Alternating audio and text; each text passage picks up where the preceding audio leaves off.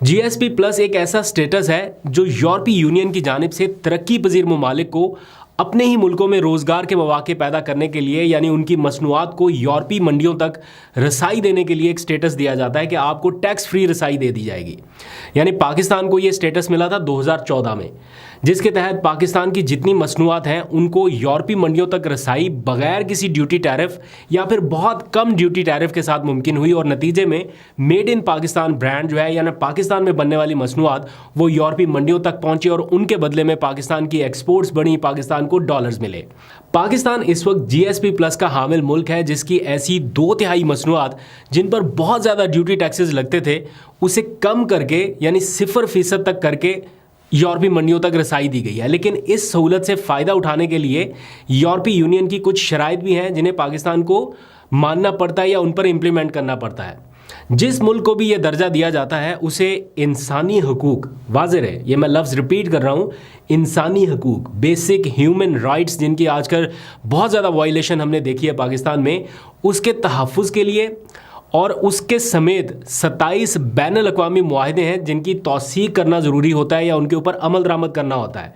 27 बैनुल-अक़वामी मुआहदे हैं जो इंसानी हकूक़ से कहीं ना कहीं जुड़े हैं। इन 27 मुआहदों की खिलाफ वर्जी की सूरत में यूरोपीय यूनियन ना सिर्फ पाकिस्तान को दी जाने वाली इस सहूलत पर नज़रसानी का मजाज है, बल्कि इन मामलात पर यूरोपीय यूनियन की जो मॉनिटरिंग है या उसकी जो रिपोर्टिंग है उसको बग़ैर तहफ़्फ़ुज़ात के मानना भी पड़ता है।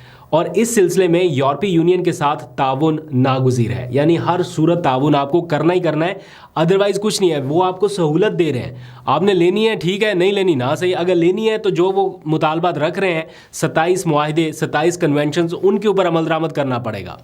यूरोपीय यूनियन जो है वो वक्तन फ़वक्तन इन शराइत पर अमल दरामद का जायज़ा भी लेता है कि आया पाकिस्तान इन 27 मुआहदों पर अमल दरामद कर भी रहा है या नहीं।